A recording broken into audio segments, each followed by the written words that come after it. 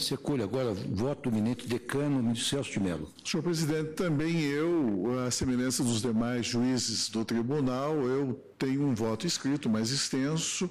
Eu vou me limitar apenas a alguns pontos, não é? Na verdade, quase que essencialmente a um só,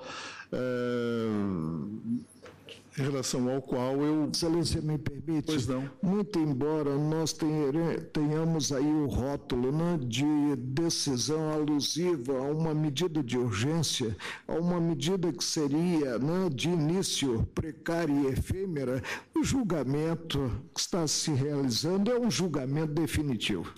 Assim, não há nem dúvida que o conteúdo das manifestações decisórias evidencia que nós estamos, no fundo, julgando o próprio mérito da controvérsia colocada ao exame desta Corte. Mas, de qualquer maneira, senhor presidente, eu só vou fazer apenas algumas observações e estabelecer algumas premissas que me parecem importantes no que se refere ao meu voto.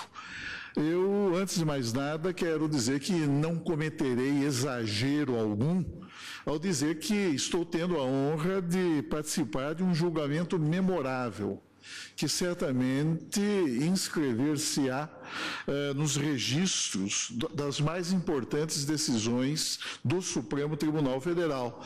Tal o brilho, tal a densidade dos votos de todos os senhores ministros desta Corte, independentemente das posições divergentes que hajam assumido, e também com especial destaque para as sustentações orais, que ontem foram realizadas com bastante brilho, não é?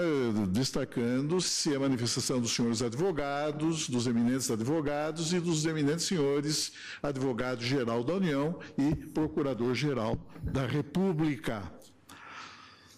Mas não posso deixar de dar um destaque muito particular ao voto primoroso e brilhante que foi proferido pelo eminente ministro Luiz Edson Fachin.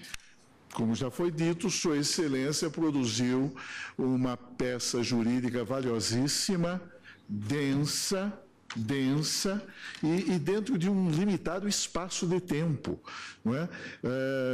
Pôde enfrentar com absoluta competência, questões complexas que envolvem questões que se colocam no plano dessas delicadas relações institucionais entre os poderes da República, notadamente entre o Congresso Nacional e a Presidência da República. Tenho certeza de que o voto memorável do eminente ministro relator vai se perpetuar nos anais desta Corte, confirmando uma tradição histórica que se iniciou, eu diria até no momento preciso, em 1898, quando, pela primeira vez, o Supremo Tribunal Federal, afastando a tese da doutrina das questões políticas, tese que, no fundo, implicava o estabelecimento de um círculo de imunidade dos poderes e impondo a incognoscibilidade de ações judiciais que aqui eram propostas, mas a partir de 1898 há uma inflexão nessa jurisprudência da Corte, uma inflexão de grande importância e, ainda que de maneira cautelosa, porém sempre responsável, o Supremo Tribunal Federal construiu, ao longo desse itinerário histórico, uma orientação jurisprudencial segura no trato de controvérsias, de litígios que envolvem muitas vezes a própria definição da substância do poder ainda mais quando se estabelecem situações de conflituosidade, de litigiosidade entre duas importantíssimas instituições da República e da soberania nacional, que são o Congresso Nacional de um lado e a Presidência da República de outro. E também apenas um outro registro inicial, senhor presidente. Eu jamais imaginei, nesta última etapa da minha vida profissional como juiz desta corte, que decorridos 23 anos, a contar de 1992, quando ainda contava com apenas um triênio nesta corte, e 46 anos, e apenas 46 anos de idade, viesse a participar uma vez mais do julgamento de uma causa impregnada de gravíssimas consequências no plano jurídico constitucional e político institucional, na medida em que estamos a discutir a ordem ritual, a recepção ou não de determinados dispositivos constantes da Lei 1079 de 50 e também a extensão dos poderes das casas do Congresso Nacional e o exercício pela senhora Presidente da República, nos momentos em que isso eventualmente se configurar, do seu direito à prestação jurisdicional e à proteção judicial efetiva desta Corte, se e quando as casas do Congresso Nacional eventualmente transpuserem os limites que devem conformar juridicamente um processo que, a despeito de sua extrema densidade política, está, no entanto, sujeito à observância das prescrições estabelecidas na Lei Fundamental da República. Um político francês, senhor presidente, em carta dirigida a Montesquieu em 1748, poucos anos antes do falecimento desse pensador, salientava que só conhecia duas espécies de governos: os governos bons e os governos maus. Os bons, que estão ainda por fazer. Os maus, em que toda a arte consiste, por diferentes meios, em passar o dinheiro da parte governada à bolsa da parte governante. Numa clara demonstração, no entanto, de confiança na dignidade, na correção e no rigor ético daqueles que exercem o poder, deixou registrada a sua crença na possibilidade de um bom governo em que, respeitadas a liberdade e a propriedade do povo, ver-se-ia resultar o interesse geral em contraposição ao interesse particular. E para obviar os males resultantes do exercício ilícito do poder governamental e, desse modo, inibir e reprimir práticas atentatórias daquela constelação de valores ético-jurídicos e político-administrativos que a Carta Federal consagra como indeclináveis pressupostos axiológicos, fundantes do próprio sistema que estabelece, concebeu-se a fórmula constitucional do impeachment, que exterioriza, em função dos objetivos a que se vincula, um dos mais relevantes instrumentos de preservação e de estabilização da ordem normativa proclamada pela Constituição da República. a repulsa a práticas administrativas ou a comportamentos pessoais indignos reflete-se claramente na própria gravidade objetiva dos efeitos que, constitucionalmente previstos, decorrem da condenação imposta pelo Senado da República ao chefe de Estado por crimes de responsabilidade. A lei fundamental do Estado revela-se, por isso mesmo, hostil, intransigentemente hostil aos comportamentos do presidente da República, de qualquer presidente da República, que ofendam por transgressão aos modelos normativos definidores dos crimes de responsabilidade, a integridade dos deveres inerentes ao cargo presidencial, comprometendo assim a dignidade e o decoro das altas funções da presidência da República. O eminente e saudoso ministro Paulo Brossard, que tanta falta nos faz, em razão dos inúmeros e virtuosos exemplos que nos legou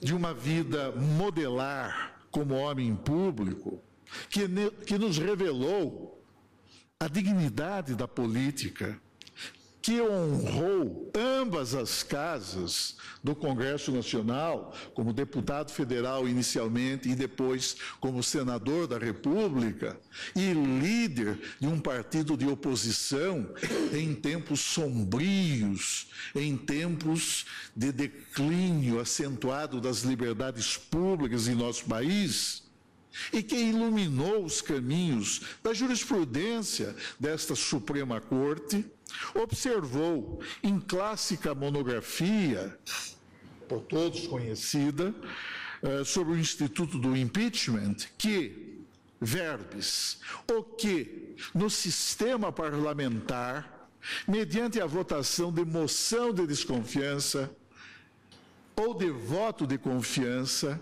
afastando ou confirmando a autoridade questionada, se alcance em horas, dificilmente obter-se-á no sistema presidencial, ao cabo de um processo penoso e traumático em que o acusado, mesmo absolvido, e só é condenado pelo voto da maioria de 2/3 do Senado, depois de autorizada a instauração do processo de responsabilidade pelo voto também de 2/3 da Câmara dos Deputados, não raro, o presidente da República, mesmo absolvido ao longo do processo de impeachment, não raro fica arranhado e, quiçá, enlameado. Por isso mesmo, esse eminente e saudoso ministro e colega nosso do Supremo Tribunal Federal preconiza a modernização das nossas instituições no pertinente à responsabilidade dos poderes executivo e legislativo, pois, observa ele com grande sabedoria, sem eleição não há democracia. Mas, sem a responsabilidade efetiva dos eleitos, a democracia não passará de forma disfarçada de autocracia. Autocracia eletiva e temporária, porém sempre autocracia. O impeachment, por isso mesmo, como aqui já foi salientado e foi magnificamente no denso voto proferido pelo eminente ministro Fachin, mas o impeachment, enquanto prerrogativa institucional do Poder Legislativo, e que legitima de maneira muito aguda e grave a intervenção legítima do Poder Legislativo na esfera orgânica da Presidência da República, o impeachment configura sanção de índole político-administrativa destinada a operar de modo legítimo a destituição constitucional do Presidente da República, além de inabilitá-lo temporariamente hoje pelo período de 8 anos e não mais pelo período de 5, para o exercício de qualquer função pública eletiva ou de nomeação. Na realidade, o impeachment, que não pode ser degradado nem reduzido à figura inconstitucional do golpe de Estado, o impeachment traduz, em função dos objetivos que persegue e das formalidades rituais a que necessariamente se sujeita, um dos mais importantes elementos de estabilização da ordem constitucional, lesada por comportamentos do presidente da República e que, configurando transgressões aos modelos normativos definidores dos ilícitos político-administrativos, das infrações político-administrativas, como acertadamente a elas se referiu o eminente ministro Luiz Fux.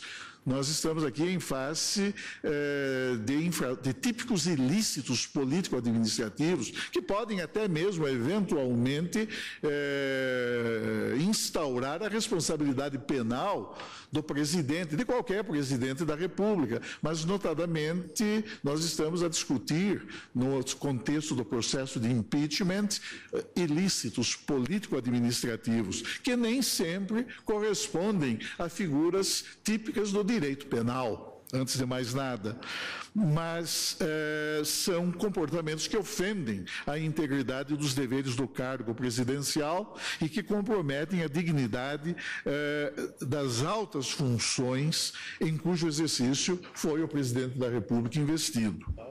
E, embora prerrogativa da cidadania, posto que a instauração desse processo de apuração e de responsabilização política do chefe do Poder Executivo submete-se ao princípio da livre denunciabilidade popular, aqui eu uso uma expressão cunhada por Pontes de Miranda, o postulado da livre denunciabilidade popular. Somente o eleitor, somente o cidadão tem legitimidade ativa, tem qualidade para formular perante a Câmara dos Deputados uma acusação popular.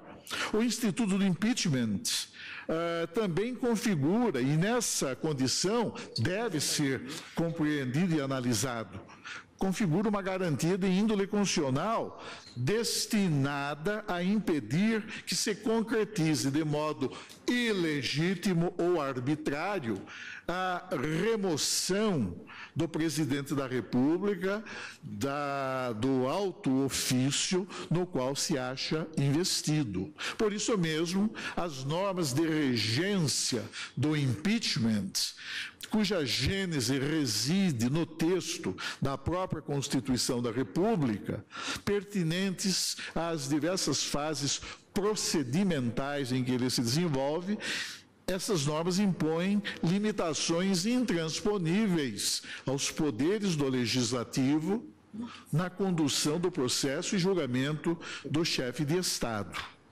E, sob tal perspectiva, não se pode desconsiderar o pronunciamento do saudoso ministro Edgar Costa, do Supremo Tribunal Federal, que, ao julgar nesta Corte a representação número 96, e ao admitir a possibilidade de revisão judicial nessa matéria, definiu a estrutura formal do impeachment como um instrumento de preservação, não só da garantia subjetiva de defesa do chefe de Estado, como também da independência institucional do Poder Executivo em face do Congresso Nacional.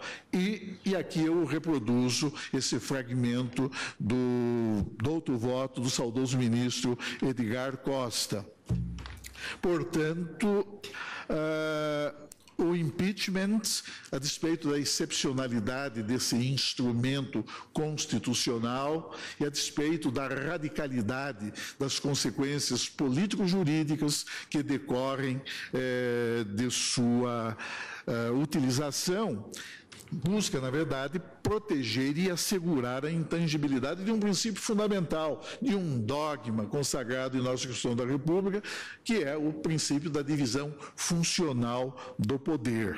Mas, de qualquer maneira, disso tudo decorre que a eventual inobservância do rigor formal, que condiciona a própria validade do processo de impeachment, a partir, inclusive, da fase pré-processual em que nos encontramos nesse momento, da fase pré-processual que se instaura no âmbito da Câmara dos Deputados, poderá conduzir a eventual inobservância desse rigor formal, poderá conduzir até mesmo à nulidade dos atos de persecução, nulidade que poderá ser pronunciada pelo Poder do Judiciário. Daí assistir plena razão àqueles que justificam, ainda que em bases excepcionais, a cognoscibilidade pelo Poder Judiciário de ações concernentes a lesões ou a ofensas eventualmente cometidas pelo Legislativo por qualquer de suas casas, em qualquer das fases do processo de impeachment, inclusive neste estágio pré-processual instaurado perante a Câmara dos Deputados contra direitos públicos subjetivos assegurados pela ordem constitucional ao presidente da República. E a razão é muito simples. Reside na própria gravidade das consequências decorrentes da condenação senatorial do chefe de Estado por ilícitos político-administrativos. Daí a observação que já no século XVIII fez Alexander Hamilton no The Federalist Papers, quando, buscando informar os cidadãos do estado de Nova York, no processo ainda de ratificação da Convenção Americana, da Constituição Americana de 1787, ele, juntamente com John Adams, que foi, como sabemos, o primeiro presidente da Suprema Corte dos Estados Unidos, e também Alexander Hamilton, que na verdade foi o grande autor intelectual do projeto de Constituição em que se converteu a vigente Constituição Americana de 1787, e também Madison, o autor e inspirador do Bill of Rights, não é? Que foi a Declaração de Direitos, não é? Que composta das 10 primeiras emendas promulgadas após a vigência da Constituição de 1787, mas o que dizia Alexander Hamilton no Federalist? Ele apontava para a gravidade da sanção consistente naquilo que a Constituição Americana menciona como sendo removal and disqualification from office. A pena, diz Hamilton, a pena que da condenação do impeachment pode resultar não remata o castigo do delinquente. Após sentenciado a perder para sempre o apreço, a confiança, as dignidades e as remunerações pecuniárias da sua pátria, ainda fica sujeito a julgamento e condenação pela via ordinária das leis. Por isso, é essencial reconhecer-se que o postulado da inafastabilidade do controle jurisdicional legitima, nas hipóteses de lesão a direitos individuais ou ao regime das liberdades fundamentais, a possibilidade de atuação reparadora do Poder Judiciário, especialmente quando os atos vulneradores de situações jurídicas promanarem no contexto de um processo impregnado da magnitude que assume este processo de órgãos ou agentes integrantes do aparelho de Estado. Então, apenas contra esse ponto, senhor presidente, eu diria que é antiga, porém ainda, senhora presidente, é antiga, porém ainda revestida de inegável atualidade, a advertência de Rui Barbosa, que foi o grande senador da República, que foi notável jurisconsulto e eminente patrono dos advogados brasileiros. Para Rui, a violação de garantias individuais perpetrada à sombra de funções políticas não é imune à ação dos tribunais, pelo fato de que a discrição dos corpos legislativos não se legitima quando exercida em desarmonia com os limites estabelecidos pelo Estatuto Constitucional, uma vez que as atividades dos poderes do Estado sofrem os rígidos condicionamentos que lhes impõe a Constituição da República, especialmente nas hipóteses de aplicação de sanção punitiva, ainda que de índole política, como a decretação da perda do mandato presidencial. Portanto, é imperioso assinalar, em face da alta missão de que se acha investido o Supremo Tribunal Federal, que os desvios jurídico-constitucionais, eventualmente praticados pelas casas legislativas, mesmo quando surgidos no contexto de processos políticos, não se mostram imunes à fiscalização judicial dessa Suprema Corte, como se a autoridade e a força normativa da Constituição e das leis da República pudessem absurdamente ser neutralizadas por estatutos meramente regimentais ou pelo suposto caráter interna corporis do ato transgressor de direitos e garantias assegurados pela própria lei fundamental do Estado. Portanto, incumbe ao Supremo Tribunal Federal, num contexto de litigiosidade como esse, que resulta de um conflito entre dois importantíssimos poderes da República, incumbe a esta Corte desempenhar verdadeira função arbitral nas delicadas relações institucionais entre esses órgãos da soberania nacional, em ordem a fazer prevalecer no plano político-jurídico o convívio harmonioso, que é uma imposição constitucional, que decorre explicitamente da cláusula inscrita no artigo 2º da Constituição da República, em ordem a fazer prevalecer o convívio harmonioso entre os órgãos do Estado, prestigiando-se desse modo o dogma da separação de poderes, que traduz elemento nuclear e central no contexto das funções governamentais.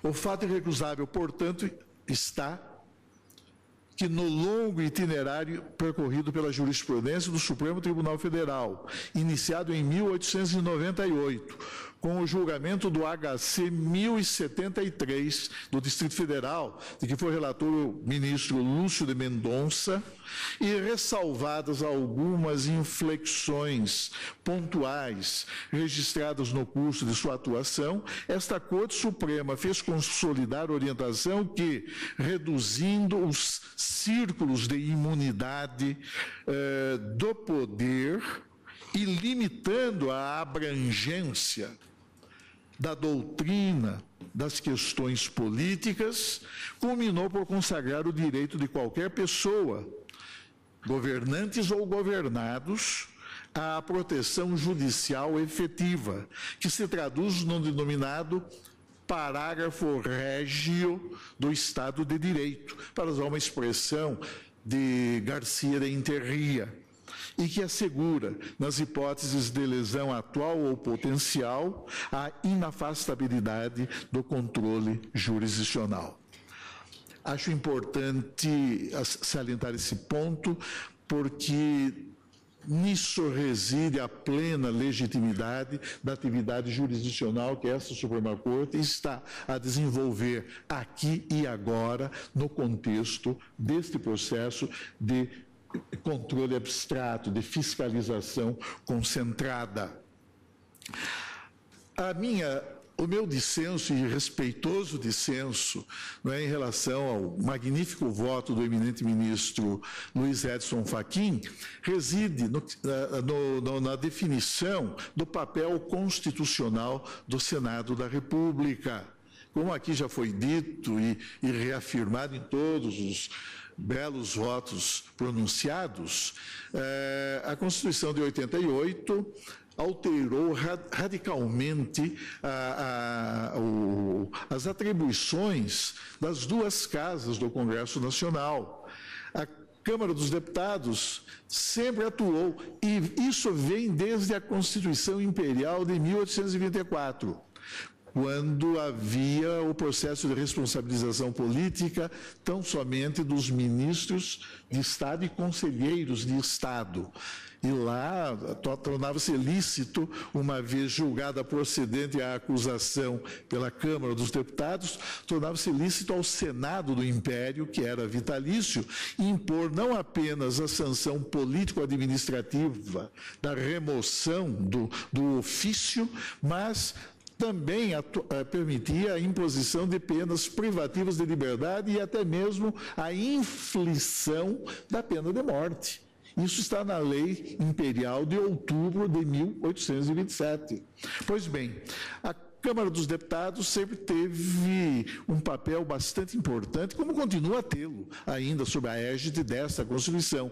Mas, na verdade, reduziram-se-lhe os poderes. O eminente ministro Paulo Bossar, nas edições, na segunda e na terceira edições da sua obra sobre o impeachment, nas notas prévias que ele registrou, ele fez consignar precisamente isto, a perda evidente de poderes que a Câmara dos Deputados sofreu com a vigente Constituição nessa área da responsabilização política do presidente da República.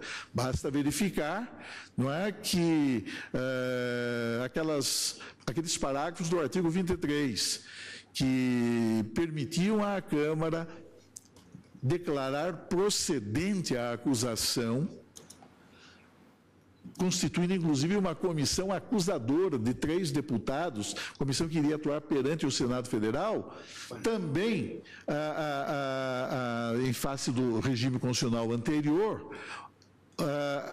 o afastamento preventivo do mandato presidencial se dava por efeito direto da deliberação da Câmara dos Deputados. Hoje não mais, isso não mais acontece. E a Câmara dos Deputados, obviamente, ao apreciar uma acusação popular, ela não é obrigada a processá-la em ordem a dar autorização ao Senado Federal. Eu tenho aqui à minha frente um trecho interessante de Sampaio Dória, que foi professor nas Arcadas, foi ministro da Justiça, e nos seus comentários à Constituição de 1946, Sampaio Dória afirma que o ato de declarar-se a procedência ou improcedência da acusação é um ato discricionário.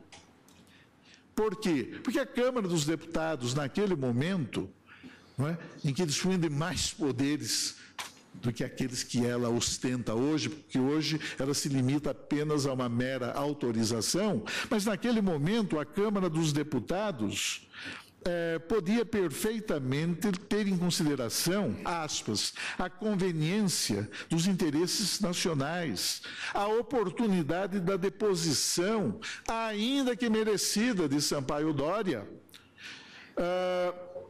entre o mal da permanência, de Sampaio Dória, entre o mal da permanência no cargo de quem tanto mal causou e poderá repeti-lo, além do exemplo de impunidade, e o mal da deposição numa atmosfera social e política carregada de ódios, ainda que culpado o presidente, poderá a Câmara dos Deputados isentá-lo do julgamento perante o Senado, dando por improcedente a acusação. E os autores que hoje comentam a vigente Constituição perfilham essa mesma orientação. A Câmara dos Deputados, ao conceder ou não a autorização, ela o faz a partir de um juízo eminentemente discricionário. Pois bem, é certo que eminentes doutrinadores, grandes publicistas, como Paulo Borsar, José Afonso da Silva, Alcino Pinto Falcão, Alexandre de Moraes, o Adil Lamego Bulo e o professor Ives Gandra Martins.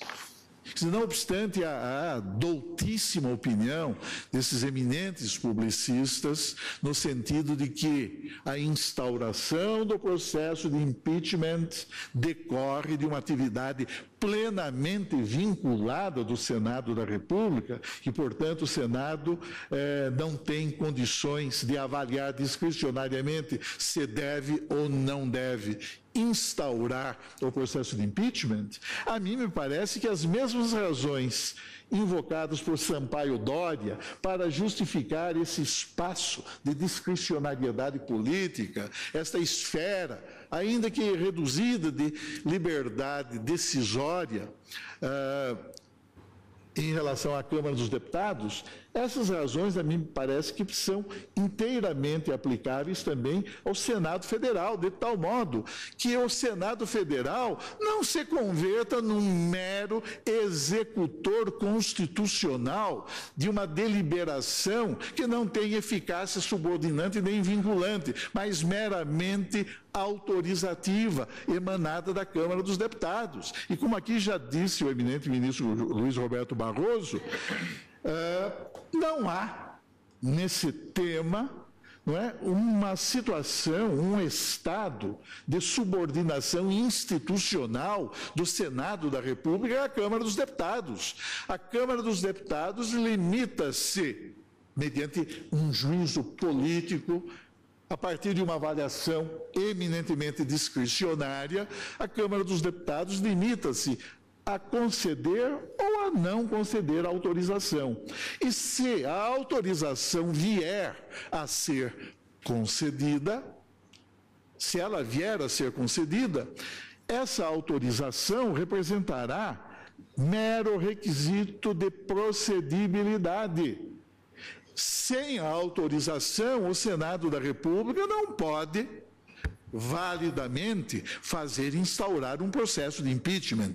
Ele depende essencialmente dessa prévia autorização legislativa. Mas, dada a autorização legislativa, ele, Senado da República, que dispõe de tanta autonomia institucional quanto a Câmara dos Deputados, não ficará vinculado, jungido, subordinado a uma deliberação que tem um conteúdo meramente autorizativo. Não, só uma observação, ministro Celso, que eu tive a oportunidade de ler o voto de Vossa Excelência, e Vossa Excelência faz exatamente uma abordagem processual desse processo do impeachment. E Vossa Excelência afirma que a atuação da Câmara, ela representa um pressuposto de constituição de desenvolvimento válido e regular do processo. E eu tive a oportunidade de mencionar que a hipótese é de um processo constitucional. Então, dois fatores, eles convergem para essa exposição brilhante que a senhora está fazendo.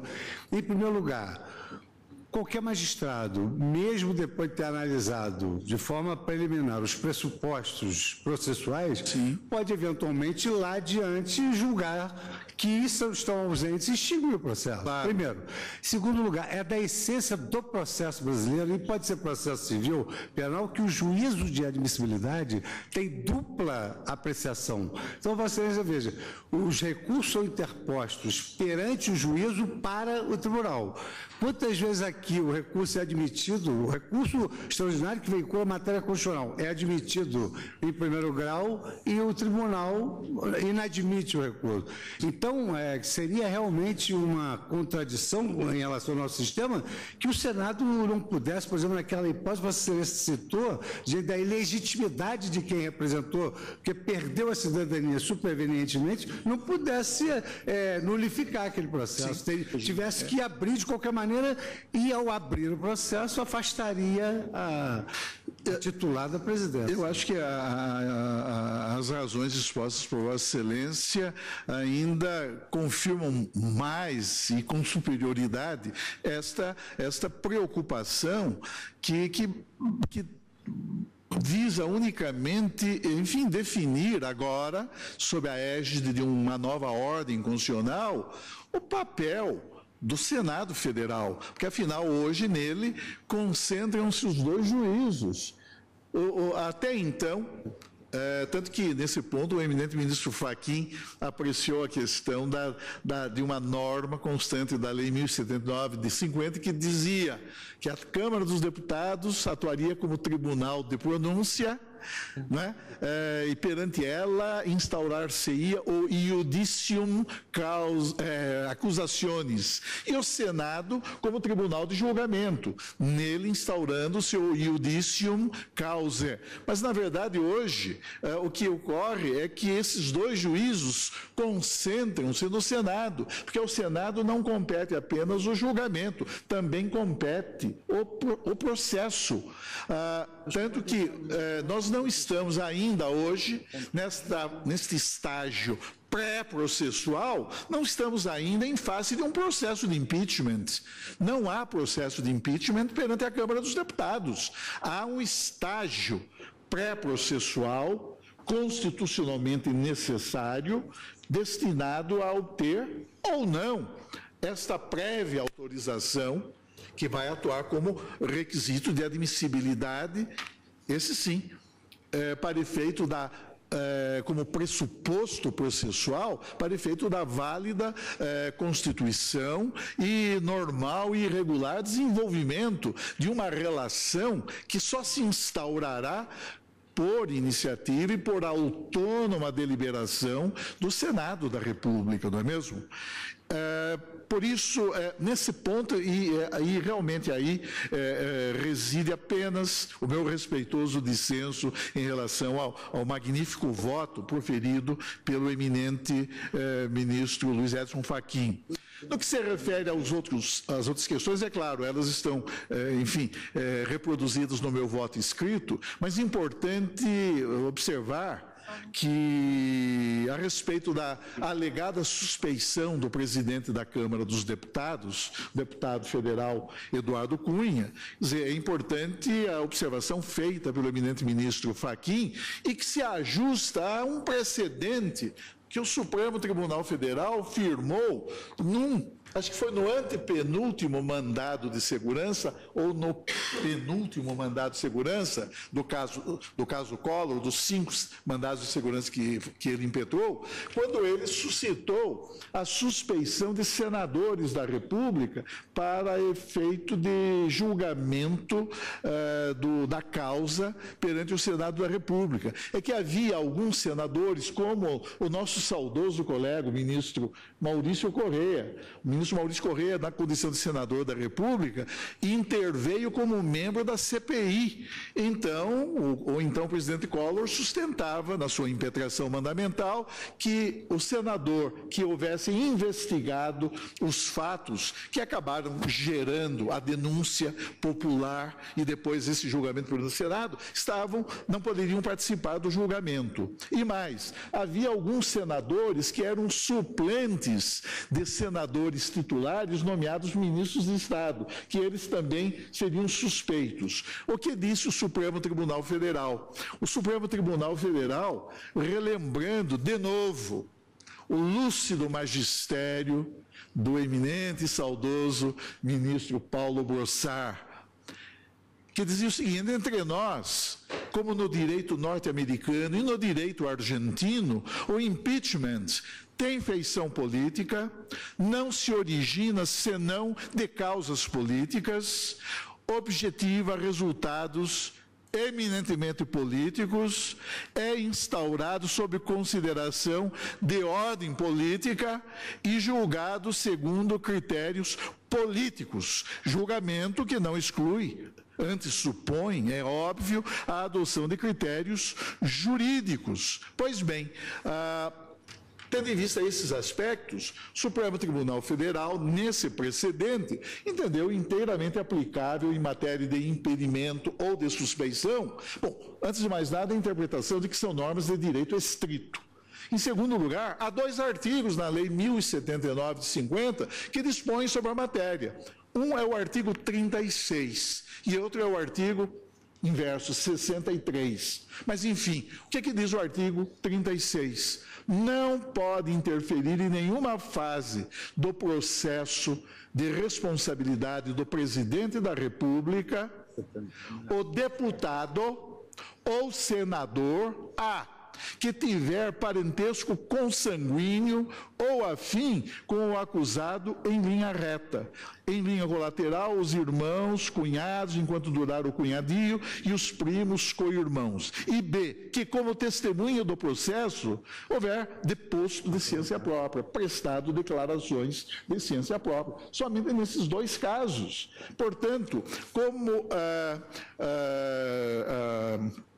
se imputa ao presidente da Câmara dos Deputados suspeição, tendo em vista a sua atuação política, mas, na verdade, a atuação política muitas vezes é sectária, não é? É parcial, e essa não é uma causa suspicionis que possa e deva ser considerada pelo tribunal. Por isso mesmo, em relação aos senadores da República, naquele outro contexto, o Supremo entendeu que não. Há que se aplicar o que diz o artigo 36 da Lei 1079. E também, no caso, excepcionalmente, seria aplicável a regra da suspeição e ou do impedimento se algum deputado houvesse prestado depoimento como testemunha ou mantivesse esta relação de parentesco com a senhora presidente da República. Mas, de qualquer maneira, acho que foi corretíssima a observação constante do voto do eminente ministro Fachin. No que se refere à questão da votação secreta, eu também acompanho o eminente ministro Luiz Edson Fachin. Reconheço que é importante distinguir-se entre eleição e deliberação, tal como Sua Excelência o fez. Não é? E é claro que as deliberações, essas hão de ser manifestadas coram populo, em face de todos, em ambiente público, com a revelação das razões pelas quais os membros do Congresso Nacional deliberam, decidem neste ou naquele sentido. Eu tenho sempre salientado nesta Corte que, em matéria de deliberação estatal, promane esta do Poder Legislativo, do Poder Executivo ou do Poder Judiciário, que nesse tema incide a cláusula da publicidade, que tem extração eminentemente constitucional. E tenho sempre salientado que não custa rememorar que os estatutos do poder, numa república fundada em bases democráticas, não podem privilegiar o mistério. Por isso, a Carta Federal, ao proclamar os direitos e deveres individuais e coletivos, enunciou preceitos básicos, cuja compreensão é essencial à caracterização da ordem democrática como sendo um regime do poder visível, na expressão de Bobbio, que também afirma que o modelo democrático há de ser o modelo ideal do governo público em público. Por isso mesmo, a dessacralização do segredo torna-se um dado importante e um fator de legitimação das próprias deliberações estatais, exceto naquelas hipóteses sempre excepcionais, que jamais se presumem, em que houver, por parte da Constituição, especialmente da Constituição, a imposição do regime de sigilo. De outro lado, também entendo que as razões invocadas pelo eminente ministro Fachin e depois acrescidas pela intervenção do eminente ministro Dias Toffoli, também a mim me parece legítimo o ato ato eleitoral que teve por objeto uma determinada chapa avulsa, ainda que de maioria oposicionista, mas sempre respeitado o critério da proporcionalidade partidária, que é uma exigência de índole constitucional. No que se refere à defesa prévia, acho que a ordem ritual que se desenha no contexto ordem e exame assegura à senhora Presidente da República, especialmente nos termos expostos pelo eminente ministro relator, assegura à senhora Presidente da República a possibilidade de exercer com amplitude a prerrogativa indisponível, não é, do direito de defesa. E, portanto, essa cláusula essencial, não é, que e representa uma das pedras angulares do Estado democrático de direito, ela não está sendo desconsiderada, muito menos transgredida. Ao contrário, haverá, nos momentos oportunos, essa ampla possibilidade de impugnação, de contestação por parte da senhora Presidente da República. Em suma, senhor Presidente, eu peço vênia àqueles eminentes ministros que pensam em sentido diverso, mas peço vênia com aquela única exceção referente ao papel constitucional do Senado da República, a quem reconheço a possibilidade constitucional de, na fase introdutória da causa, proceder autonomamente, mediante deliberação própria, sem estar vinculado juridicamente a uma simples autorização emanada da Câmara dos Deputados, a mim me parece que é preciso reconhecer ao Senado da República esse espaço de discricionariedade política. Observo, não é, que já tinha salientado isto, e o eminente ministro Luiz Roberto Barroso, não é, de modo muito claro também, estabeleceu os fundamentos desse entendimento, que o próprio Supremo Tribunal Federal, não obstante de modo absolutamente informal, propôs, né, no que se refere ao processo e julgamento do Presidente da República pelo Senado e no âmbito do Senado Federal, uma ordem ritual que, como se vê do item 8º daquela fórmula procedimental, admite-se, segundo essa compreensão, a possibilidade de o Senado Federal, antes de convocar o presidente do Supremo Tribunal Federal para presidi-lo, não é, permite ao Senado Federal colegialmente, não é, apreciar questões quer de ordem jurídica, quer de natureza política, e mesmo com apoio em um juízo de oportunidade, de conveniência, de utilidade, tendo em vista os altos interesses nacionais, permitindo-se ao Senado da República a possibilidade de, sem desconstituir, sem afetar a autorização parlamentar previamente outorgada pela Câmara dos Deputados, mas agindo numa esfera de atuação autônoma, recusar-se a instaurar o processo de impeachment. Ainda mais porque, isso foi dito aqui, não é, as consequências imediatas da instauração do processo de impeachment são radicais, são profundamente graves, uma vez que implicam o afastamento preventivo, importam em suspensão cautelar do ofício presidencial. E isso pode acarretar problemas gravíssimos. E, portanto, é lícito ao Senado Federal proceder à formulação do mesmo juízo discricionário que a doutrina já reconhecia sob a égide de regimes constitucionais anteriores à Câmara dos Deputados, quando da deliberação da Câmara dos Deputados resultava esse afastamento preventivo, essa suspensão cautelar do mandato presidencial.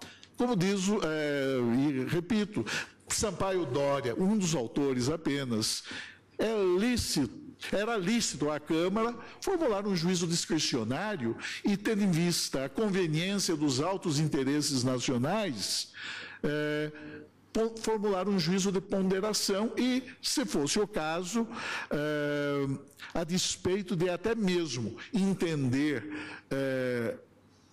procedente aquela acusação, mas ainda assim reconhecia-se à Câmara dos Deputados a possibilidade de declarar improcedente a acusação e, com isso daí, extinguir-se naquela casa legislativa esse processo, que era um processo escalonado, não é mesmo? Uma vez que ele se desenvolvia em duas fases. Hoje a situação mudou e deslocou-se para o Senado aquela consequência que antes resultava da deliberação parlamentar da Câmara dos Deputados. Por isso, a mim me parece que é lícito reconhecer-se ao Senado da República essa esfera de atuação discricionária na fase introdutória desse processo de impeachment. Com essas considerações, senhor presidente, eu, então, acompanho, no caso, o dissenso iniciado pelo eminente ministro Luiz Roberto Barroso, no que se refere ao item G. Isso, ao item G, que está na parte dispositiva que Sua Excelência nos apresentou.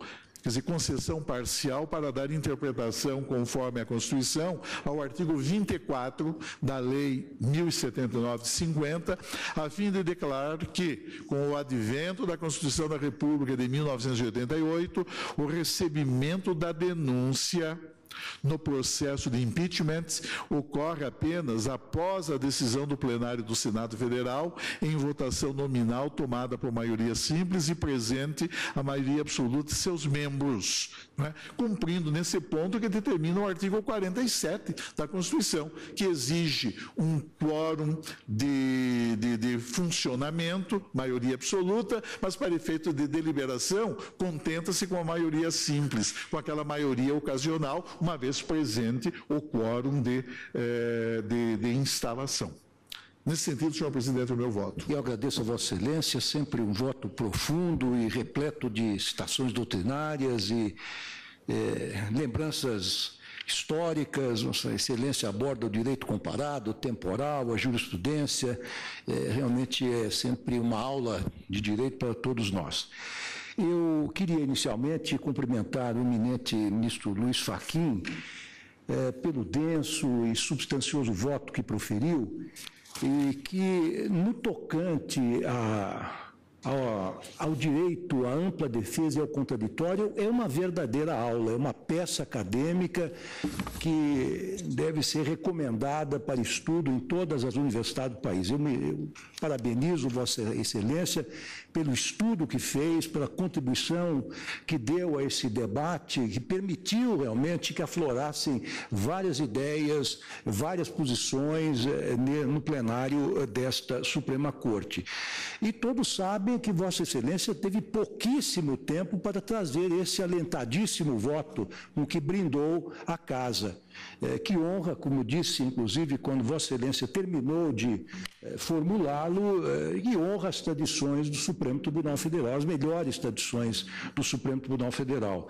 E também que eu sou testemunha da angústia republicana de Vossa Excelência, no sentido de buscar a pauta no dia 16, antes do recesso, para que nós tivéssemos pelo menos 2 dias para discutir esse assunto importantíssimo e não deixar a sociedade em suspenso, o próprio Congresso Nacional em suspenso, aguardando eventualmente o fim do recesso. Senhor presidente, me permita apenas nesse sentido cumprimentar Vossa Excelência, que acolheu prontamente o pedido que lhe fiz, aliás, no dia da Justiça, no dia 8, quando despachei a respectiva liminar para a inclusão em pauta, de modo que os elogios devem ser dirigidos à diligência de Vossa Excelência. Não, absolutamente não apoiado, Vossa Excelência, que obrou com a máxima diligência e com espírito estritamente republicano. Dito isso, eu vou pedir vênia para divergir em parte de Vossa Excelência, também para adotar integralmente o voto do eminente ministro Luiz Roberto Barroso. Eu vejo que são 3 os pontos que são trazidos a debate, ou que foram agora mais intensamente debatidos. Primeiramente, é o pedido de letra D formulado na cautelar. É que seja realizada uma interpretação conforme do artigo 19 da Lei 1079, afastando-se a interpretação segundo a qual a formação da comissão especial se deve dar com representante dos blocos parlamentares no lugar de representante dos partidos políticos. Eu confesso que, no primeiro momento, eu tive uma certa perplexidade. E eu ia divergir de Vossa Excelência, porque eu entendia, no primeiro momento, que quando o Supremo declarou recepcionada a Lei 1079 de 50, e considerando que o artigo 19 expressamente estabelecia que a comissão seria eleita com a participação proporcional apenas, exclusivamente, de representantes dos partidos, eu entendi, então, que apenas os partidos estariam habilitados a participar com os seus integrantes desta comissão. Mas depois verifiquei, e isto foi agora aclarado com muita evidência pelos ministros que me antecederam, que há, sem dúvida nenhuma, um dispositivo que é taxativo, que é expresso, que é límpido, que é claro, que é aquele que consta no parágrafo 1º do artigo 58, que diz exatamente que é assegurada tanto quanto possível a representação proporcional dos partidos ou dos blocos parlamentares que participam da respectiva casa. Aliás, a ministra Rosa, que está sentindo com a cabeça, foi também uma das que enfatizou este aspecto, e eu penso, então, que, dada esta clareza meridiana da Constituição, não há como excluir os blocos da participação da feitura da comissão que julgará o impeachment, ou aceitará o impeachment, dizendo, na Câmara dos Deputados. No entanto, eu acompanho a maioria que já se formou no sentido de afastar a possibilidade de candidaturas avulsas. Porque nós temos que considerar, e peço vênia aos que não concordam com esse ponto de vista, que o regime político que nós adotamos é o da democracia representativa. E nós aprendemos, desde os primeiros anos dos bancos escolares, que a democracia representativa se faz mediante partidos políticos. Não há nenhuma possibilidade de candidaturas avulsas, seja para se habilitar a um mandato na Câmara, no Senado ou no Executivo. Não existe essa possibilidade. Aliás, o ministro Marco Aurélio, com a experiência que tem em matéria eleitoral, foi várias vezes presidente do TSE, trouxe para mim um argumento imbatível. O artigo 14, parágrafo 3º, inciso 5º da nossa Carta Magna estabelece como condição de elegibilidade a filiação partidária. Portanto, parafraseando aquela famosa expressão, fora da igreja não há salvação, eu diria que na democracia representativa, fora dos partidos não há salvação. Não existe candidatura avulsa. Quer dizer, pode até, de forma anômala, ou até a praxe parlamentar admitir, mas isso não é salutar para a democracia representativa. A eleição de um candidato por meio de um partido político garante ao eleitor exatamente aquela possibilidade de acompanhá-lo no que diz respeito à fidelidade relativamente à agremiação partidária ao qual ele pertence. Por isso mesmo é que nós aqui, depois de um longo debate, deduzimos dos princípios da Constituição a fidelidade partidária, sentando que o mandato não pertence ao parlamentar, mas pertence sim ao partido político. Então, dito isso, eu aceito que os blocos parlamentares, juntamente com os partidos políticos, participem da formação da comissão, que aceitará ou não a denúncia na Câmara dos Deputados, mas exorcizo, afasto a possibilidade de candidaturas avulsas pelas razões que enunciei. O pedido G da medida cautelar é aquela que se pretende afastar aquela ampla discricionariedade da Câmara para não apenas aceitar a representação contra o presidente da República, mas também aquela ideia que se tinha, ou que alguns tinham, de que a Câmara pudesse impor ao Senado a sua vontade, obrigar que o processo, o julgamento e o processo fossem obrigatoriamente desencadeados. Eu não quero tecer maiores considerações, porque todos aqueles que me precederam e que abraçaram esta tese trouxeram argumentos muito superiores, mas eu queria apenas sublinhar dois aspectos. Primeiramente, quando o artigo 51, inciso 1º da Constituição Federal diz autoriza, ele quer dizer faculta a Câmara Alta, ao Senado, julgar e processar. Não é uma determinação, não é uma ordem, não é um comando. A decisão da Câmara não vincula o Senado. É disso que se cuida, é essa a conclusão que se pode tirar das intervenções que foram feitas majoritariamente, não é? E agora, inclusive, a partir dessas lições que nós aurimos do pronunciamento de nosso eminente decano.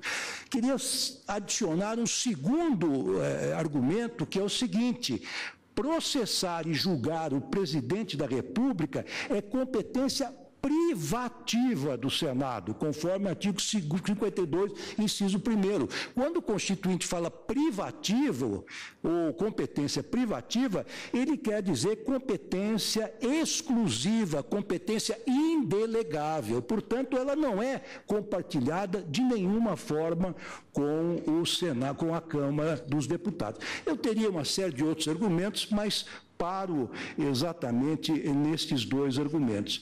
Finalmente, o terceiro ponto de discórdia é aquele formulado na petição inicial e incidental, que é a peça 35, que diz respeito à votação para a comissão especial. E aí trata-se de saber se o voto é aberto ou fechado. E aqui eu gostaria também de repetir brevemente, talvez em outras palavras, aquilo que já foi dito pelos ministros que me antecederam e que adotaram a tese do voto aberto, com a qual eu concordo, dizendo que as hipóteses de escrutínio sigiloso estão taxativamente previstos na Constituição de 1988, como, por exemplo, no artigo 52, 3 e 4, que trata da aprovação da escolha de magistrados e ministros dos tribunais de contas e do governador dos territórios, presidentes e diretores do Banco Central, Procurador-Geral da República, o artigo 52, 11, para aprovar a exoneração de ofício do Procurador-Geral da República antes do término de seu mandato, ou seja, quando a Constituição quis que a votação fosse secreta ou sigilosa, ela o deixou expressamente consignado, ou seja, como disse o eminente vice-decano, o ministro Marco Aurélio, trata-se de um silêncio eloquente da Constituição. Essas são as palavras do nosso ministro Marco Aurélio. E mais, eu quero agora também fazer eco às palavras dos ministros que me antecederam e que também estão concordes com essa tese de que numa democracia, especialmente na sua forma republicana, o princípio, a regra é de que todos os atos da administração estatal sejam públicos, sejam transparentes.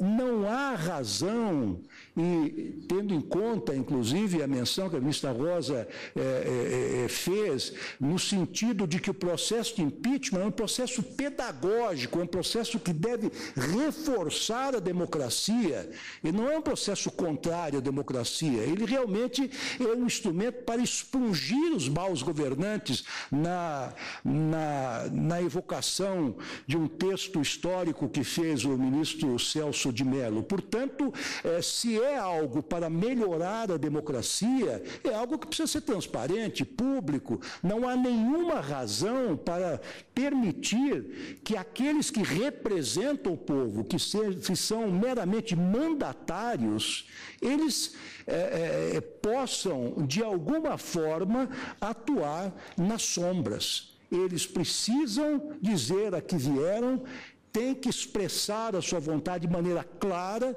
para que os mandantes, que são os eleitores, possam saber exatamente em que sentido os seus representantes ou mandatários estão atuando. De maneira que me filio à corrente do voto aberto, penso que nós estamos num momento de aprimoramento da nossa democracia e nós precisamos avançar, até porque aqui no ambiente judiciário, tanto as sessões jurisdicionais quanto as sessões administrativas, agora por força da emenda 45 de 2004, são públicas. Aqui não há segredo, não há sigilo. Quando se faz eleição secreta, na verdade é uma eleição praticamente simbólica, porque até as cédulas de votação são preparadas, de maneira que eu queria, respeitando e louvando o trabalho exaustivo e profundo feito pelo eminente ministro Fachin, dizer que adiro integralmente ao voto do eminente ministro Luiz Roberto Barroso. Proclamo, senhor então, presidente, pois não. Excelência. Sim. Excelência, o ministro Fux e o ministro Marco Aurélio mencionaram, ao longo dos debates, algumas observações sobre a maioria qualificada de 2/3 na primeira votação do Senado. Então, requeiro a Vossa Excelência que colha também os votos relativos a esse tópico, da maioria qualificada de 2/3 na votação de admissibilidade do processo de impeachment no Senado. Primeiramente, tem a impressão que ficou claro na discussão que essa é a votação ao final. Final da condenação ou não, né? Acho que ficou claro. Bom, eu primeiramente gostaria de ouvir os pares para saber se devo ou não colocar essa questão que foi apresentada. Eu entendo que é uma questão importantíssima. Pois não. E tentei revelar que não há campo para aplicação do artigo 47 numa interpretação teleológica da Carta integrativa da Carta, porque surge como uma verdadeira incongruência a assentar-se que para que haja autorização, né, se tenha 342 votos, enquanto para o afastamento, em tese, sejam necessários apenas 21 votos, que é a maioria simples, né, do quórum de funcionamento mínimo, 41 votos. Penso que, da mesma forma que interpretamos de modo integrativo a Carta, quanto à deliberação final do Senado, assentando, portanto, que essa deliberação, ao alcançar o impeachment propriamente dito, a cassação do mandato popular, deve observar o quórum qualificado 2/3, a medida drástica no campo temporário e efêmero é um detalhe. O que mais robustece o rigor dessa medida, né? A medida de afastamento, a medida extrema, também deve contar com os 2/3, né, do Senado da República, dos integrantes do Senado. É um tema, a meu ver, primordial para ter-se até mesmo uma segurança jurídica mínima, né? E, evidentemente, estou raciocinando aqui a partir do que é previsto no 47, interpretando o 47, tendo em conta a regra dos 2/3 para uma simples autorização de abertura de processo, que nós já proclamamos que não resulta no afastamento. Presidente, eu gostaria de pedir, Vênia, com a carinhosa estima e respeito que tem pelas posições do ministro Marco Aurélio, eu penso duas coisas. A primeira, uma institucional. Eu acho que o que nos liberta num processo como esse é respeitar precedentes, e o precedente era de maioria simples. E, em segundo lugar, mudando para um plano dogmático, esta não é uma hipótese que tenha previsão constitucional de 2/3. Portanto, eu veria com dificuldade nós, por criação jurisprudencial, instituirmos uma nova hipótese de quórum qualificado. Sob a minha ótica, seria uma interpretação sistemática e integrativa. Eu entendo e respeito a posição do ministro Marco Aurélio da gravidade que é o afastamento da presidente. Mas é preciso deixar claro que nós já declaramos hoje uma etapa específica que é o juízo de admissibilidade da denúncia. Eu acho que exigir 2/3 para a admissibilidade da denúncia, que é o que motiva o afastamento da presidente, eu acho que nós não teríamos um bom lastro com todas as vênias, nem constitucional, nem nos precedentes. De modo que, respeitando o ponto de vista e considerando que seja próprio deliberar sobre isso, se o tribunal quiser, eu peço vênia para encaminhar em sentido divergente. Senhor presidente. Pois não. Antes de me manifestar sobre essa questão, eu gostaria, se os eminentes pares me permitirem, relembrar que ao início da sessão de julgamento ontem, antes de apresentar o voto que trouxe a este colegiado, disse que era uma proposta de voto e queria acompanhar os debates para, enfim, nutrir-me das questões a serem suscitadas e que foram suscitadas e, ao final, de algum modo, ajustar, se fosse necessário, alguma conclusão. Nada obstante, já se formou na divergência uma maioria, de modo que avançar sobre esse tema, por agora, seria mesmo anódino. Então, registro que fico vencido naquilo que vencido estou, embora não totalmente convencido, mas apenas registro, portanto, esta circunstância e cumprimento Vossa Excelência pela condução dos trabalhos na sessão de julgamento de ontem e de hoje e que, de algum modo, revelou o acerto desse tema ser trazido a este plenário pela gravidade e seriedade que essa matéria, da qual essa matéria se reveste. E por último, presidente, aliás, penúltimo, se o ministro Marco Aurélio me permitir, pegando uma espécie de carona argumentativa numa intervenção de Sua Excelência, gostaria de propor a este plenário o exame da possibilidade de convertermos o julgamento da cautelar no próprio julgamento da ADPF. Os requisitos desta circunstância me parecem presentes. Acho que com isso forneceríamos uma segurança jurídica até mesmo maior, com provimento jurisdicional definitivo. Temos quórum para apreciar essa matéria. Como relator, eu posso atestar que a instrução está completa, os interessados se manifestaram, os argumentos são suficientes para o exame da matéria e, ainda mais, os pedidos principais são precisamente simétricos aos pedidos cautelares que nós aqui estamos a examinar. Na linha dessa proposta formulada pelo eminente ministro Fachin, eu relembro que quando trouxe a julgamento, há alguns anos atrás, a ADPF 144, ajuizada pela AMB, que buscava uma interpretação conforme do parágrafo 9º do artigo 14 da Constituição, falando da inelegibilidade, do trânsito em julgado das condenações, o pedido era de mera cautelar, mas o tribunal converteu em julgamento definitivo, uma vez que todos os sujeitos da relação processual intervieram, inclusive sustentando oralmente, e houve também o exame aprofundado, não apenas uma cognição superficial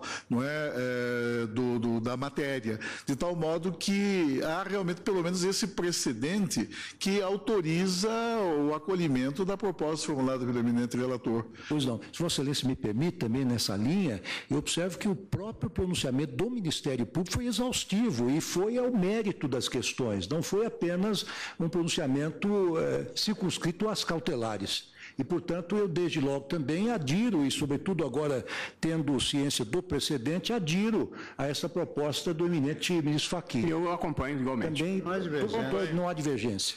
Pois não. Então, convolaram a medida cautelar numa DPF e tornando, portanto, o pronunciamento definitivo o julgamento. Agora, por último, você vai colocar em votação a proposta. E por último, eu vou me manifestar agora especificamente. Pois não. E apenas registrando, senhor presidente, que acho que devemos apreciar essa matéria do quórum e aqui pedir, venha o ministro Luiz Barroso, que vou divergir da divergência. Acho que o quórum, nesse caso, por simetria e pelos argumentos que já aqui restaram expostos pelo ministro Marco Aurélio, há que se fixar na proporção dos 2/3. Então, eu acompanho a direção indicada por Sua Excelência, o ministro Marco Aurélio. Agradeço a Vossa Excelência. Ministro Teori Zavascki, como vota? Senhor presidente, eu manifestei o meu voto sobre isso, pela maioria simples, mantenho, com base no precedente, e tendo em vista que se trata de um quórum que é o quórum padrão em matéria de decisões do Poder Legislativo, e com uma observação. Eu penso que a maioria simples, nas circunstâncias, qualifica a decisão da Câmara dos Deputados. Porque é a maioria simples para manter a decisão da Câmara dos Deputados. Se nós tivéssemos maioria qualificada para manter a decisão da Câmara dos Deputados, a maioria qualificada aqui desqualifica a posição da Câmara dos Deputados. Esse argumento é relevante. De modo que esse é matador. Eu voto pela. Eu ainda fixo, ministro, se me permitir, com a simetria do quórum da Câmara em relação ao quórum do Senado. Acredito que é uma homenagem à Câmara dos Deputados, o Senado também reunir-se com esse quórum. E aí, ministro Fachin, alguém disse no decorrer desse julgamento que uma decisão de tal importância, de tal magnitude, não pode ficar à mercê de uma maioria ocasional. Realmente tem que ser uma maioria qualificada. Eu lembro que o impedimento, como bem mostrou o nosso decano, é um instituto anglo-saxão que tem origens até numa expressão latina antiga, que vem de impedicare, que eram aqueles ferros que se colocavam nos prisioneiros para impedir que a pessoa caminhasse. Então, do que se trata aqui é exatamente impedir a ação de um presidente da República eleito por milhões de votos. Lewandowski, por esse critério, nós só poderíamos receber denúncia contra o presidente da República com 8 votos, pela mesma lógica, que é o 2/3. No tocante, por exemplo, mas também não é o que corresponde ao precedente. A rejeição pressupõe 2/3. Eu não gostaria de criar nenhuma situação que fosse específica para este caso. Eu gostaria de reproduzir o que temos feito. Tudo que nós criarmos especificamente, eu pessoalmente acho problemático. O jogo já está sendo jogado. Portanto, toda a lógica do que eu defendi foi manter as regras. E se nós mudarmos regras agora, eu acho que nós vamos estar fazendo com um sinal trocado o que eu também pretendi evitar no meu voto. Quer dizer, um jogo grave como esse tem que começar com regras claras, pré-estabelecidas e que não possam ser modificadas no curso do jogo. De modo que, com todo o respeito, eu acho que é uma exceção que não nos faria bem. Ministra Rosa Weber. Também, senhor presidente, em função das premissas que adotei ao acompanhar a divergência do ministro Luiz Roberto, que, na verdade, traduziam o que eu apenas tinha aquela dúvida também com relação aos blocos parlamentares e os partidos. Mas, à medida do debate, firmei a minha convicção. E eu adotei como uma das premissas, a observância do rito já definido por esta Corte. E vejo que nas notas que foram apresentadas na época, que parece que pela redação, a redação é do ministro Celso de Mello, né? É explícito, né? A exigência constitucional da maioria qualificada de 2/3 da totalidade dos senadores limita-se exclusivamente à hipótese de condenação do presidente da República pelo Senado. Constituição Federal, artigo 52, parágrafo único. As demais deliberações do Senado serão tomadas por maioria simples, presente a maioria absoluta dos seus membros. Constituição Federal, artigo 47. Todas as questões incidentes do processo serão vencidas por simples maioria, não assim a sentença condenatória. A simples maioria importa a absolvição. E, no caso, nós estamos tratando de uma decisão que seria interlocutória. Então, pedindo todas as vênias e apenas me mantendo fiel às premissas do meu voto, eu mantenho o que como votei, pela maioria simples.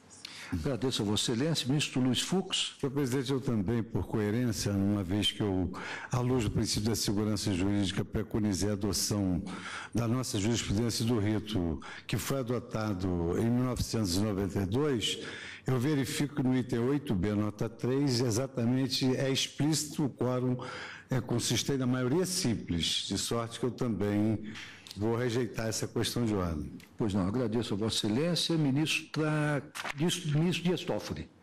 Senhor presidente, eu fiquei vencido quanto à necessidade de uma análise preliminar do Senado para instaurar o processo e, portanto, por decorrência lógica, eu entendo que a maioria simples e diante da decisão da maioria, da sábia maioria, no sentido da necessidade desta análise prévia no Senado, eu fico com aquilo que já foi aplicado, então, na linha do voto do ministro Luiz Roberto Barroso e dos demais que o acompanharam. Ministra Carmen Lúcia. Também, presidente, pedindo vênia ao ministro relator, como disse no meu voto, parto dos princípios de segurança, portanto, considerando o que já foi adotado, da prudência, exatamente porque aquilo que foi experimentado já produziu um efeito com uma experimentação. Eu peço vênia, portanto, e acompanho igualmente a divergência no sentido de necessidade apenas de maioria simples. Pois não. Ministro Marco Aurélio já se pronunciou, Vossa Excelência é pelos 2/3, ministro Celso de Mello. Também eu, senhor presidente, eu peço vênia para, dissentindo, acompanhar a proposta do eminente ministro Luiz Roberto Barroso, não é, entendendo o suficiente nessa fase maioria simples. Pois não.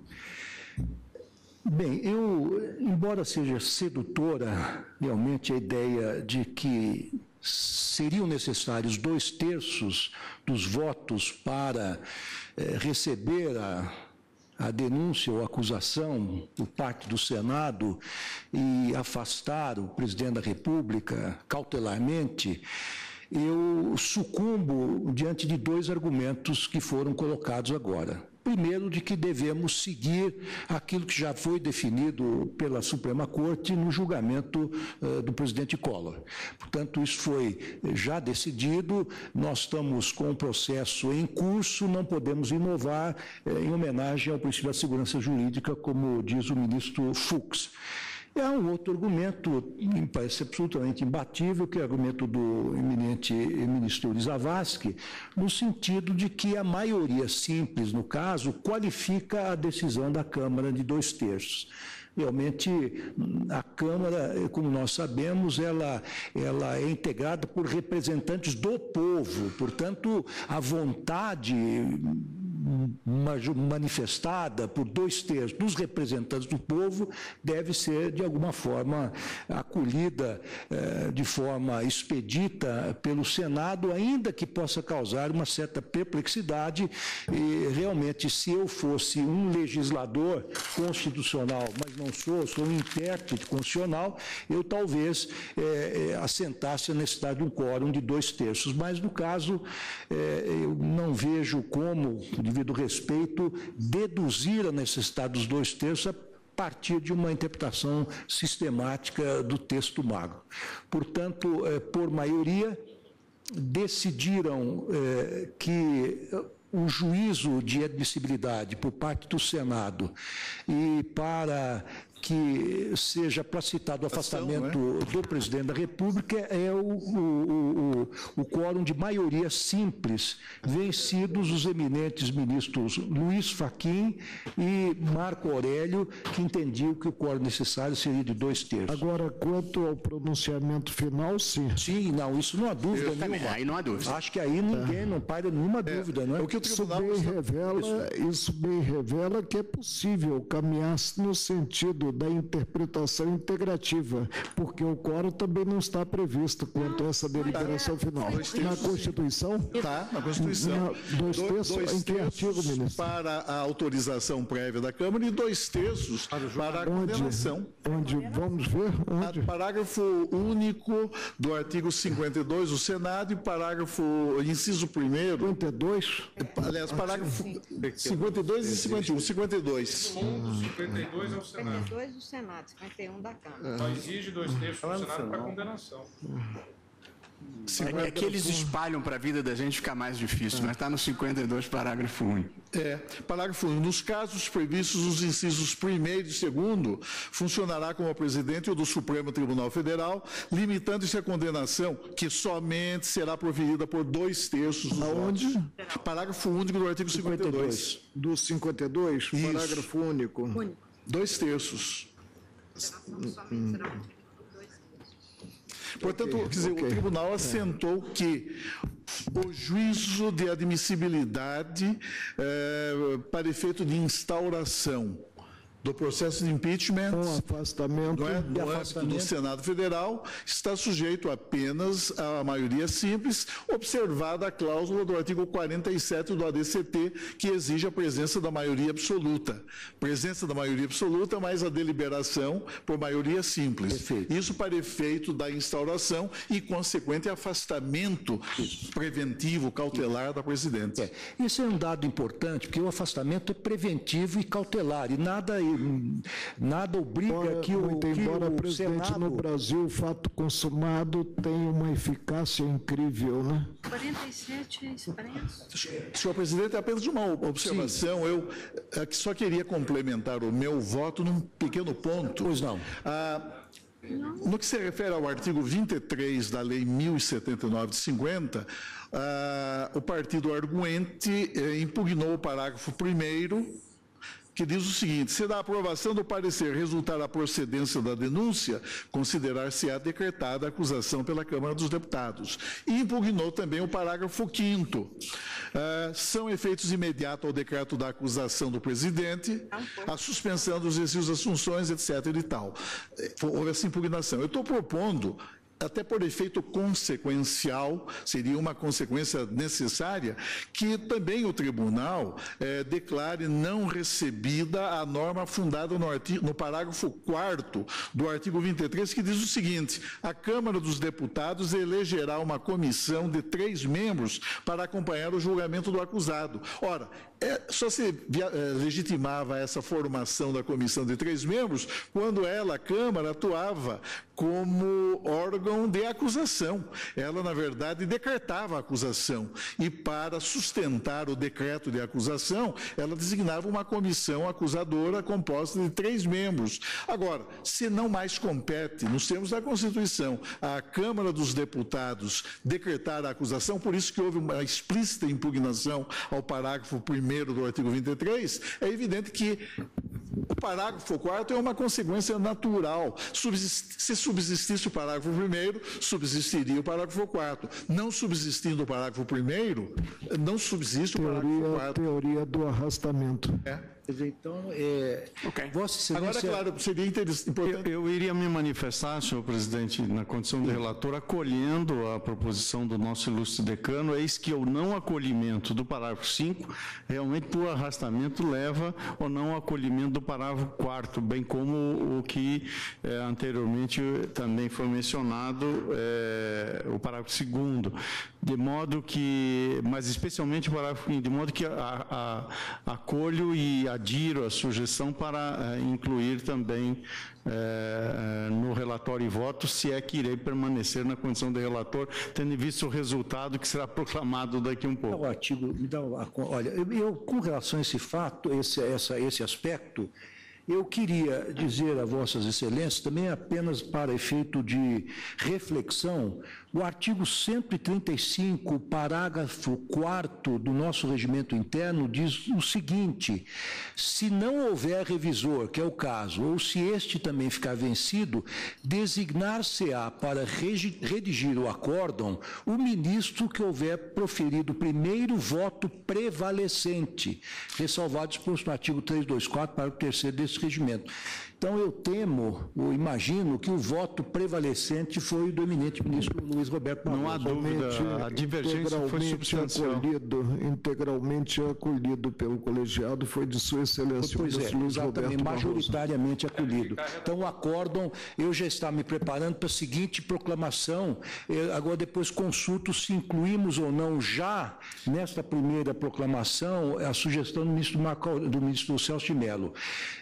Por unanimidade, conheceram da medida e rejeitaram os preliminares. Agora não pode ser a medida, né? Bom, agora sim. Então, sim, convolaram a medida cautelar em ação de descobrimento de preceito fundamental. Ao final. Mas isso no final. Mas, num primeiro momento, por unanimidade, nós conhecemos da medida e rejeitamos por unanimidade os preliminares. Por maioria, deferiram parcialmente a medida cautelar nos termos do voto do ministro Roberto Barroso, no que foi acompanhado integralmente pelos ministros Rosa Weber, Luiz Fux, Carmen Lúcia, Marco Aurélio e Ricardo Lewandowski. Em menor extensão, pelos ministros Teori... Eu não acompanho integralmente, não. Fiz alguns reparos. Então, pois não. Então, vamos colocar, então, tiro Vossa Excelência daqui e coloco aqui. Em menor extensão. E em menor extensão, pelos ministros Teori Zavascki, Marco Aurélio e Celso de Mello. Vencidos os ministros Dias Toffoli e Gilmar Mendes, que acompanhavam integralmente o relator. Redator para o acórdão, nos termos do artigo 135, parágrafo 4º do regimento, o ministro Roberto Barroso. E, por unanimidade, convolaram ou transformaram a medida cautelar em ação de descumprimento de preceito fundamental. E já proferiram o julgamento de mérito. Há que se fazer uma referência ao voto do ministro Ela está me alertando que houve diferença quanto ao quórum, mas, na verdade, também aqui nós acompanhamos o ministro, a divergência aberta pelo ministro... Na questão de ordem, né? Não, o ministro Fachin, ele propugnava 2/3, e aí houve uma primeira divergência também do ministro Barroso, e da maioria. Portanto, eu acho que, salvo melhor juízo, isso não alteraria o nosso resultado. Não altera a redação, Só que, na verdade, aí neste aspecto, não, porque Vossa Excelência ficou vencido em menor extensão, né? Acompanhava em menor extensão o eminente.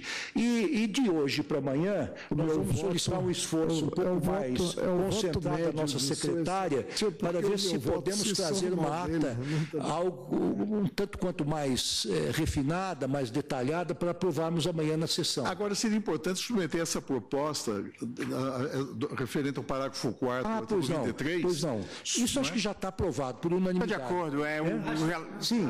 Então, como é que nós formularíamos isto? Declaramos não recepcionado, né? Não recepcionada a norma fundada no parágrafo 4º do artigo 23, não é? Parágrafo 4º do artigo 23. Não há uma proclamação aí referente ao artigo 23, parágrafos 1º e 5º? Sim, isso no voto do ministro Barroso, né? Eu também não acho que no voto do ministro Fachin. Também. Não é?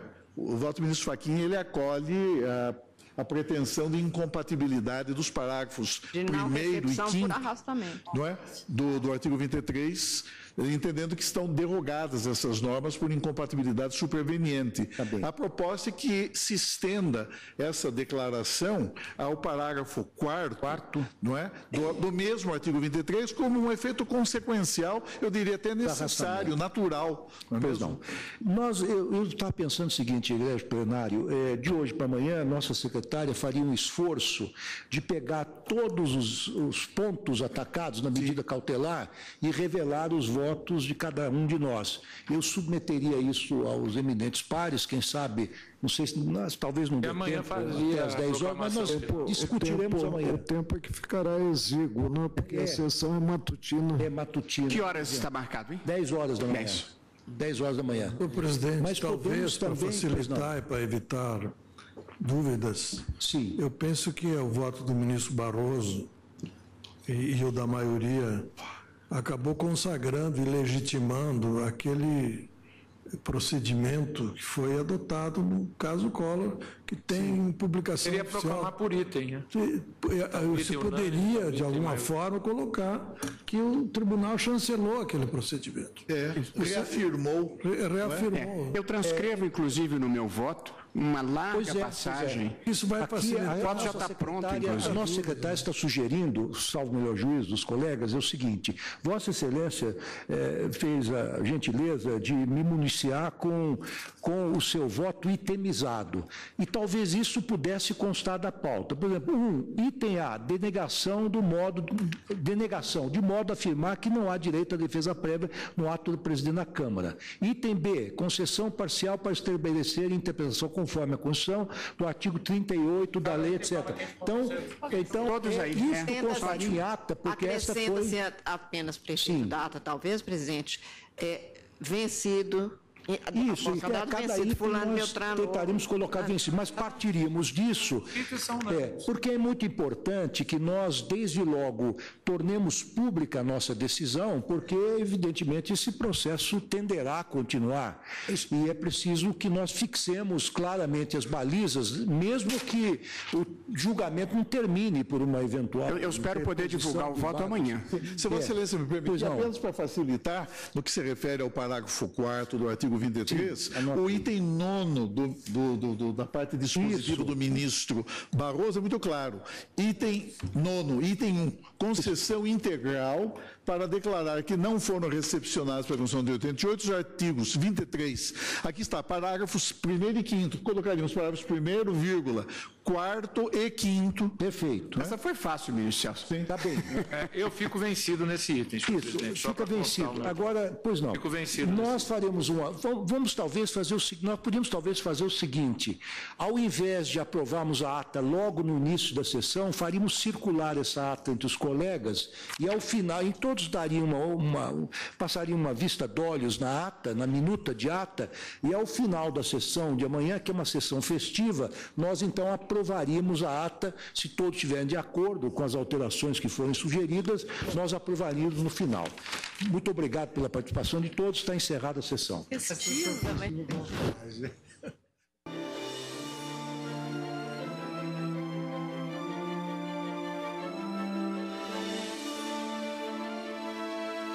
E por aqui encerramos mais uma edição do Direto do Plenário. A cobertura completa da sessão plenária de hoje você acompanha logo mais no Jornal da Justiça, segunda edição.